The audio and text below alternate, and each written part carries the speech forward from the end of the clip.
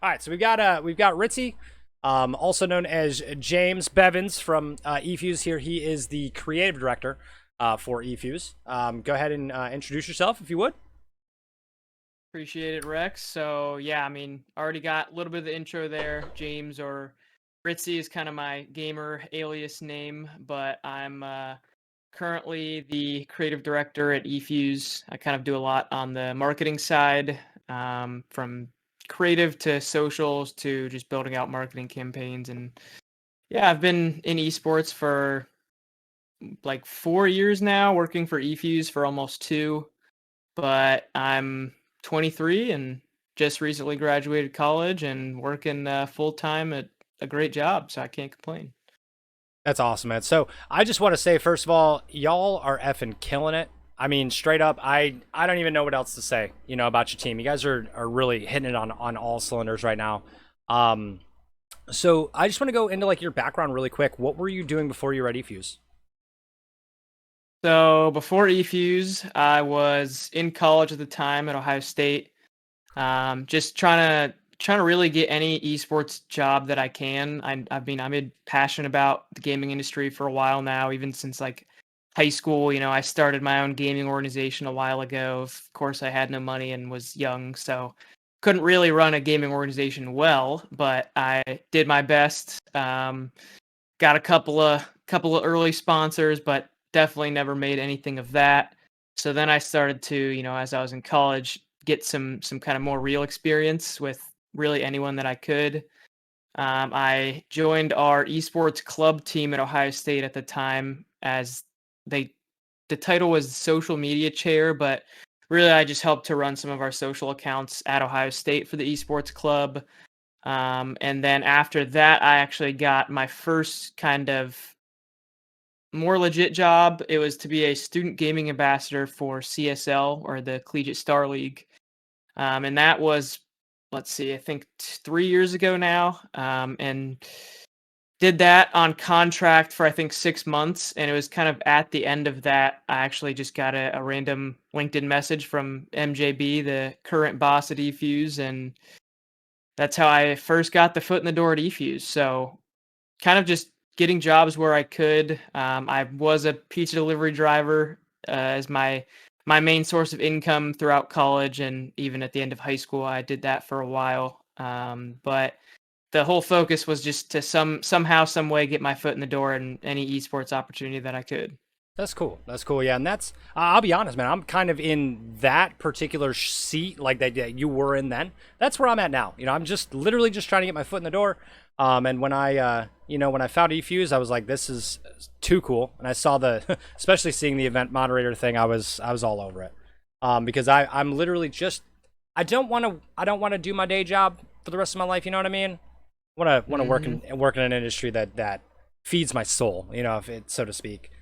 Um, so Adrian asked a question. He just wants to know what it was like when you got that message from Matt, that LinkedIn message. Like, did you know him before that? Did you know of eFuse before that? Like, where was that at? So I actually did not know of him or eFuse at that time. I think he saw on my LinkedIn profile, because he was living in Columbus at the time, and he was at the very early stages of starting eFuse. There was no actual website yet. It was just kind of an idea, and obviously he had a little bit of a plan built out for what that website would look like and what it would be for, but. I had no idea about them at all. He just saw that I was involved at Ohio State with the esports club. I think that's why he originally reached out. I'm not sure if it, was in hopes to bring on an intern. I honestly think it was just that he wanted to learn more about kind of what esports looked like at Ohio State, and he saw that I was a person to, have that conversation with. So I didn't really think anything of it. He reached out. He saw that I was involved. He said he'd like to talk sometime. He said their office was actually kind of close to where I was at the time, so I said that I would come in. I came in. We talked kind of about his vision for the platform, and I mean, at that point, I thought it was super awesome. Like, I definitely had like I saw his vision. It made sense to me, and I thought that there was definitely a spot for that in the industry. So I was definitely intrigued after that first meeting, but again, still nothing came out of it. I then sent a follow-up email just asking if I can, intern. I'll take any pretty much position that they had, and that's how I first started. So yeah, didn't think too much at first, Adrian. That's really cool though, man. Like just I've been telling people like I mean I get asked about streamer stuff all the time. I do okay for myself when it comes to that. And the biggest thing is everybody's like, well, bro, how'd you do it? Like, how'd you get to where you are? I literally just did it. I always say you miss 100. I mean, I know I'm not the only one that ever says this thing as a Wayne Gretzky quote, but yeah, you miss 100% of the shots you don't take, like quite literally. So just shoot your shot, boo boo. That's that's my thing. Just shoot your shot and just get it done. If you've got credentials of any kind, if you've got something, anything that's going to back you in that in to that person's mind, literally just do it. The worst you can get is a no. You already have a no sitting there doing nothing. The worst you can get is a no. So all right. So let's talk a little bit more about Matt. I don't know a whole lot about Matt. He's an Ohio State graduate as well, right? He actually graduated from OU, the Ohio Ah, Bobcats. gotcha. Cross town rivals. Yeah. That's Not so much rivals, just the yeah, other yeah, kind yeah, of the other Ohio school. When you think about colleges in Ohio, it's for always sure. either Ohio State or OU. They're actually known as the party school, but Can you speak to Matt's leadership skills? I've heard a lot about how the culture that he's building, the atmosphere that he's building there at eFuse. Can you speak on that? yeah, I'm kind of glad you asked about that. Usually an interview you focus it on them, but I mean MJB or Matt is a big part of kind of how this whole entire team is built anyway. So I definitely have to give my kudos to the boss man. He is only, I think he's 24 right now. So like extremely young, barely older than me, which is just crazy. Like the amount of time that he puts into this company is insane. But he is an OU graduate. He started working on kind of a senior capstone project, and it was to build out to kind of, I could be butchering this a little bit, but to my knowledge, it was to build out kind of a whole entire company plan. They had to come up with a business, and each group had a different sector. And I think that he just so happened to get placed into esports or the gaming world in general. And that's how he originally started working on the idea for eFuse. Through his research, he saw that the industry was super fragmented. There was not like really any good one spot for people to go for events or to even network with each other. I mean, even to this day, a lot of esports networking is done on platforms that aren't necessarily meant for that industry, but there is like a niche esports, category. Like on Twitter, for example, there's a whole entire niche esports community where everybody pretty much knows each other within that community. But if you weren't on Twitter, you would have no idea how to even, come into contact with a lot of these people. So that's how the original idea for eFuse came about. And then, he started to slowly build out the team. I was like the fifth or sixth person to join, but now we have like, I think more than 40 people on our team. And the amount of kind of time and effort that he's put into this company is pretty insane. Um, he he is up earlier than everyone. I don't know when he sleeps or if how long he does sleep for, but the amount of it's just like the amount of meetings that he has through the week, the amount of things that he's got to keep track of just on the higher level, and even the pressure. Like I can't even imagine that. Even myself having a little bit higher of a position in the company, it's already a lot of pressure sometimes because if something's wrong, like that's on you. Well, for him, every single thing that happens in this company, even if it's technically someone else's fault, gets drawn back to him. He's the one that has to make the tough decisions. He's the one that, has the final say in terms of product direction. So, uh, MJB is definitely a unit. I know the original question was on the leadership side, which kind of all goes hand in hand with what I just said, but he's also just done a really great job of building the culture here at eFuse and recruiting everybody that's currently on the team. Like, luckily and hopefully now he's to a point where even though he still is constantly doing something, he can trust everyone else on the team to keep things moving and do it at an elite level. So he's hired people that are super hardworking, super dedicated to the company. They see the same vision that he does. So we're kind of all just working as a unit to, as we say, go to the moon. That's awesome, man. That's awesome, man. Like I said, I've just like because I will not lie. I basically stalk everybody at eFuse on Twitter, and I won't even lie about it, dude. I'm like I don't even know why, but I'm so in on you guys. It's incredible.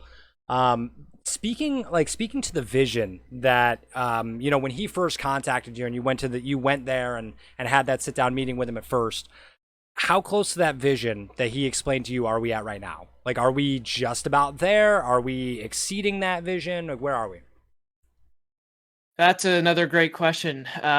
We are the vision, in a lot of ways it's stayed the same. In other ways, it's changed in that we've had a lot of new opportunities come up that we definitely did not initially plan for.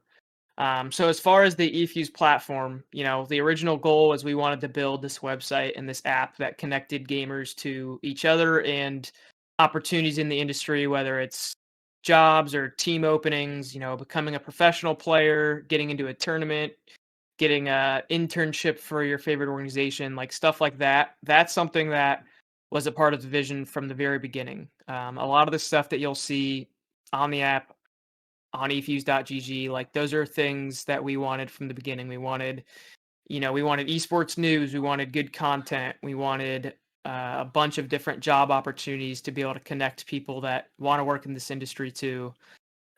We wanted the social media aspect to where you can really network with other people in the space. So all of that stayed the same. What's different is all of the new opportunities that have come up. One of them, the biggest ones being all of the events that we've put on ourselves and helped to put on.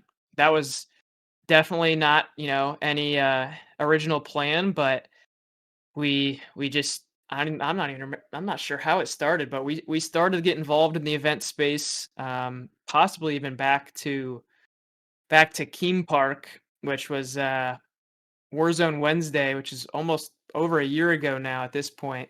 I think was our first start into the event space, and to this day we have a full production team, and just this week alone we have 4 events with massive partners like the Misfits and USO and, TP with Teeps Trials, which is happening tomorrow. So we definitely did not account for any of that, but that's been a huge unlock for us in terms of just driving brand awareness around eFuse, but also, having users come to the platform because of the events that we're putting on.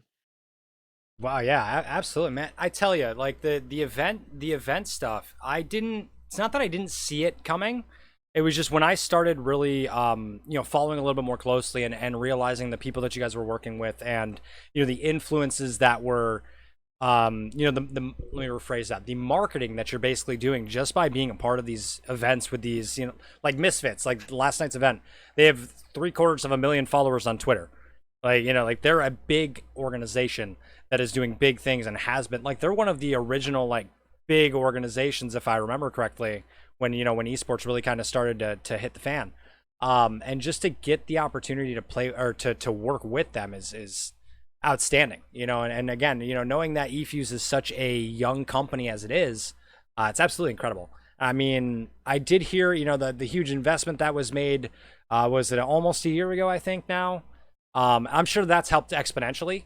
I wouldn't assume that he was expecting to have something like that kind of fall into his lap. I'm sure he worked his ass off for it, but just seeing the potential from what can be done with a little bit of money backing you too, it's incredible. It really is. Let's see. Keem Park. Let's see. Adrian says that was only 4 months ago for Keem Park. Does that sound right to you?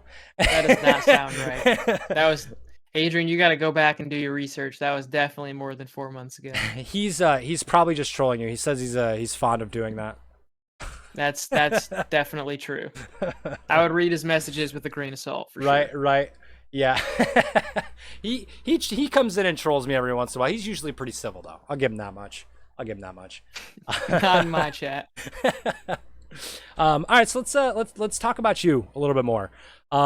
So obviously you are the creative director there at eFuse. Um, what's your day to day like? What exactly are you doing? Where can we see your influence the most from an outside perspective, kind of looking in?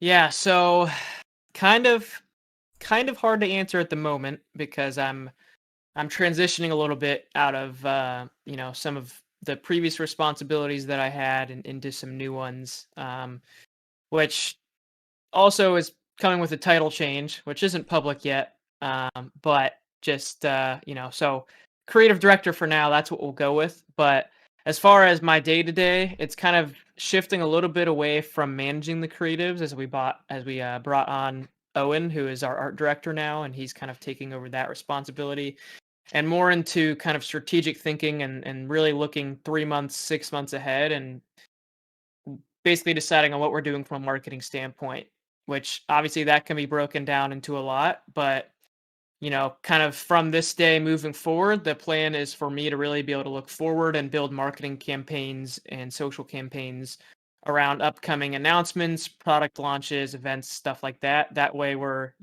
really getting ahead of the ball rather than kind of being a little bit more reactionary, which Okay. to some extent is what it's been up to this point, just because of how much we're doing and the team size that we have. Obviously, we've grown a lot, but it's probably pretty likely that we'll continue to grow over the next year or two, especially. And day to day, like specific details, still a little bit of creative management, a lot of conversations connecting the what the creative team is working on and the partnerships team with all these events. We pretty much build out a new creative package branded entirely for that partner, but that includes like 30 plus graphics usually. So that's something that we just this week alone, that's 120 graphics that we have to delegate across our creative team, which is 3 or 4 members at this point. So it's a lot for them to work on, and past that I also am kind of our sole social media manager at this point, which will be changing soon. But I do run all of the EFU socials, so mainly Twitter, Instagram, Facebook. We'll post a little bit on LinkedIn. I don't run our TikTok. I do help with a little bit of the strategy side there, but Anish is kind of handling the TikTok. So main responsibilities: managing creatives and posting to socials, but slowly shifting into more of a strategic role and looking forward and kind of building marketing campaigns around that. That's awesome. So, yeah, it kind of sucks that you're shifting, but it sounds like you're gonna be one of the right hand men, is what it sounds like. If it sounds like Matt's gonna be looking to you, to for a lot. If you're looking at strategy, if you're looking at marketing, um, that sounds like a good change to me. If we're being honest, that's cool, man. That's good for you. But I Yeah, I did, appreciate that. yeah, absolutely. So, that being said, though, you said that you're going to be essentially moving out of that social media role. Is that right?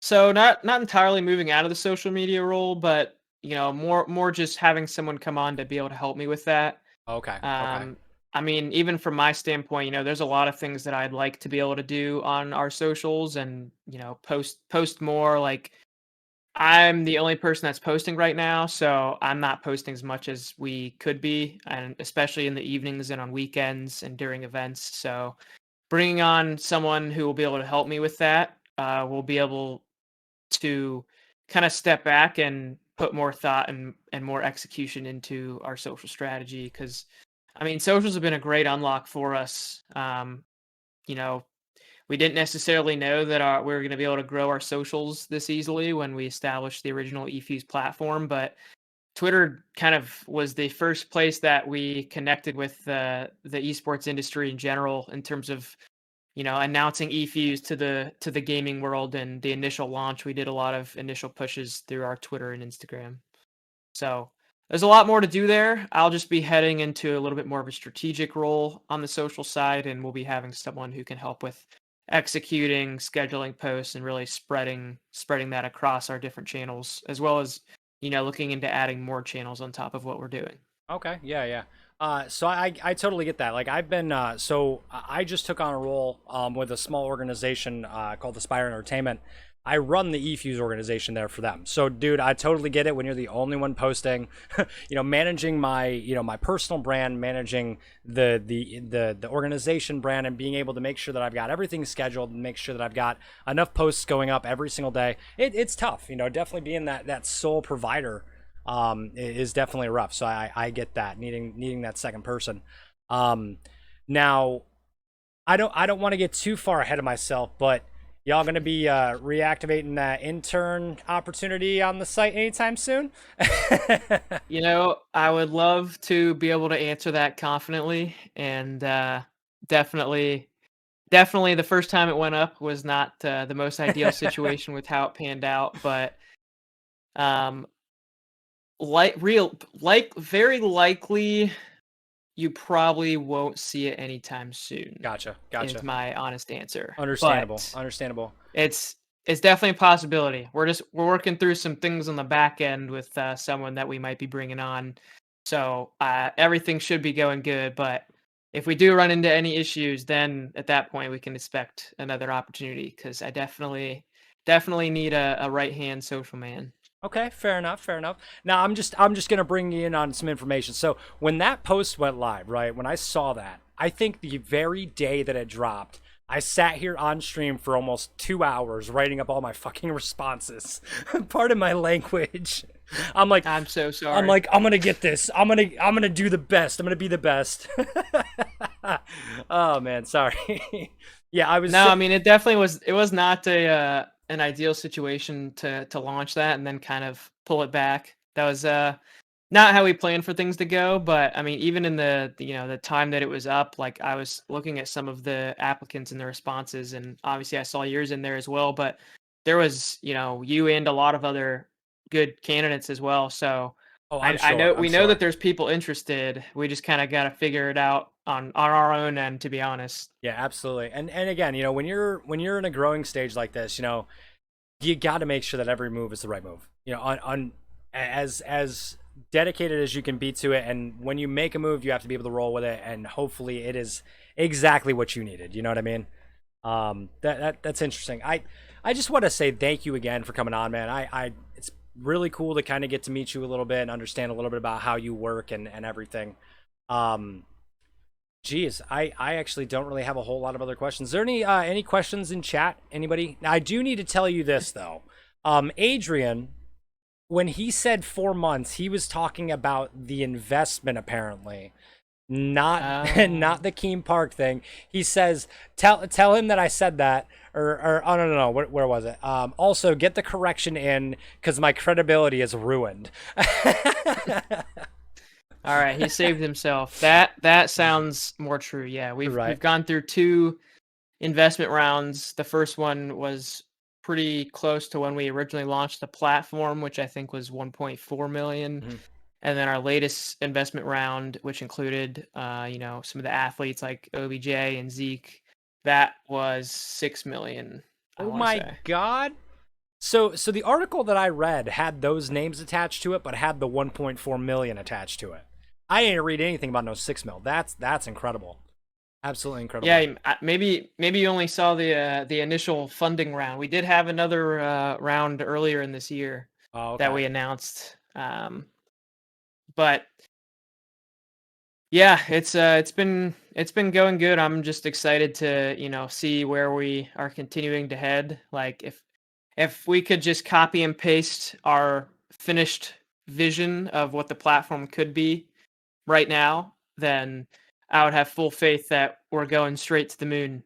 But you know, these things take time to build, and the more you build out a platform, when you want to add in a new feature or change something, there's a lot more that goes into one simple change than when you're first building the platform. So, Oh, absolutely, absolutely. So I actually just had a game developer on a little bit ago, and that like that statement can completely apply, to either of those. Like in game dev, you add one feature or you make one implementation to change something, and then you have seven other problems that you have to fix, or you have an overwhelming exactly. difference to the game, and now it plays different, so you have to get it back to what it was while still keeping the integrity of those changes.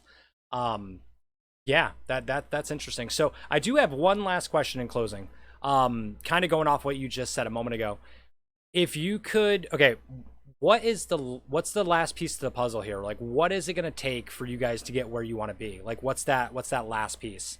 I mean, I'm sure there's more than one, but Yeah, there's definitely a lot of last pieces. I mean, there's no really even last piece because it's constantly kind of iterating, on the same things. But um,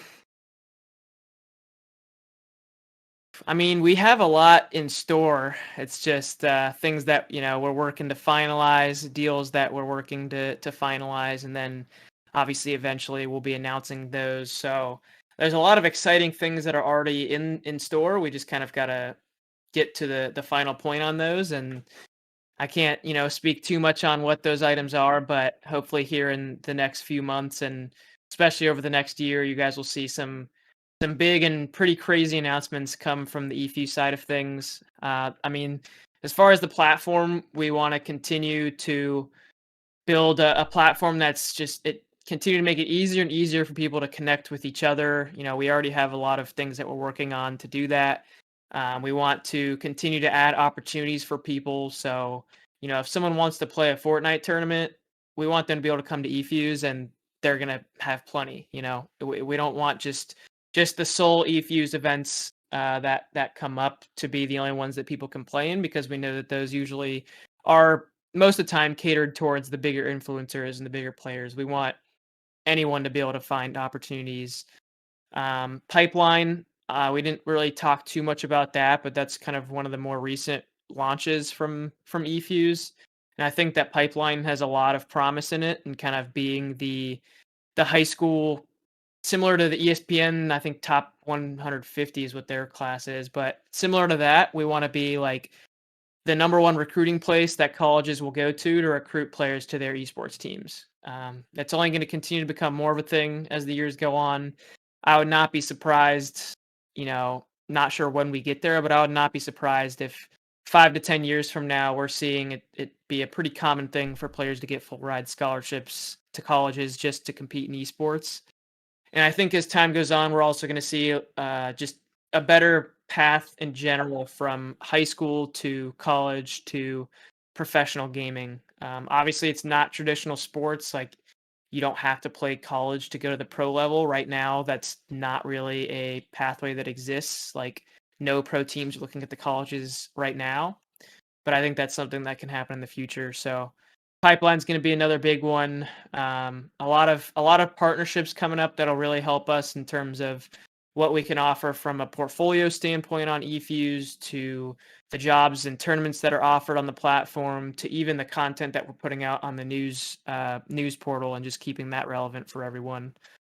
So there's a there's a lot. I think that we're definitely doing all of the right things right now. It's just a matter of finalizing all these details, keeping the ball rolling, and as we say at eFuse, just stacking wins each day. And really, as we continue just to stack these wins, it's going to make the platform and eFuse as a whole just a much better place to be.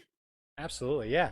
That reminds me of again a quote that I read about Matt. So basically said, if out of a 365-day year, if we can win 300 of those 365 days, we're moving in the right direction. You try to win every day, but you understand that you may not win every single day. But I've actually been kind of trying to take that to heart myself, just kind of trying to live that too, because I know you can't always progress every day, day over day over day. It's tiresome. It's tiresome to say the least. So that's awesome, and I appreciate the information. I did have a question. Do you have any idea why you guys decided to name it eFuse? The original name was actually not eFuse. I want to say the original name was E3, which, like, yeah, there's literally Already an which, E3. yeah. Interesting. Um, Okay. I swear I could be wrong on that, but I want to say that was the original, or maybe it was 3E. It was something pretty meh. Um, and then Gotcha. from that, I guess we landed on eFuse. I think that was very likely a name that MJB came up with. I think that was already established kind of Oh, okay. Okay. right before I joined the team. But it stemmed from the idea of like the fragmented industry, and he wanted Ah, to okay. fuse everything together. I think that's Interesting. how he landed on that name. So how that seems kind of counterproductive when you got a bomb as your logo. I mean, you're gonna blow the Yeah, because industry the bomb apart. explodes. Yeah, Yeah, yeah. it is a little. Interesting. It's a little interesting, but That's cool though. I like that. Yeah, yeah. we don't think too much about the name now. It's more of like, what does eFuse mean, and Yep. what is the brand that it The represents. implications of it instead of just what the actual name. Gotcha. That's cool though, Yeah, man. too late to go back and change that. Yeah, a rebrand at this point might be detrimental. Um, okay, so Zane said he was just having a conversation with some people, basically about what the pipeline for esports in high school and college would look like, and he loves the fact that it's being done. Yeah, so Zane's actually the creative director for Vigor, the game that I play all the time. So yeah, he's been in a lot of different stuff. He worked for NASCAR for a little while. Streams and stuff like that. I don't know if he does any real competitive stuff, but yeah, it's just really cool to know that y'all are focusing on the youth because the youth is the future of this industry. I mean, I'm getting old at this point, but hopefully I'll be around long enough to see the future. Regardless, thank you again, Ritzy. I think we're at that time where I'm gonna go close it up now. Really though, man, thank you again for coming on. I appreciate it, and keep killing it, man. Keep killing it. I appreciate you for having me. Sorry for being late. I definitely owe you another one if we want it. And again, thanks for having me on. Absolutely, I will be in your DMs. I promise. Sounds good. Have a good one, man. Manages to find it 5-4 here. Aspyre gets the round, stops momentum, and they're at match point. This is his time to shine, but the fuse is underway. And And then then the audio cube, beautiful. and he pops out just in time. Beautiful. Here on the short Side looking to find it, and does. Aspyre picks up round number 3. And another one there in favor of Aspyre. They're starting to run this one back. 21, maybe make it 2. And no, it's going to be a massacre. Everyone pistols in hand.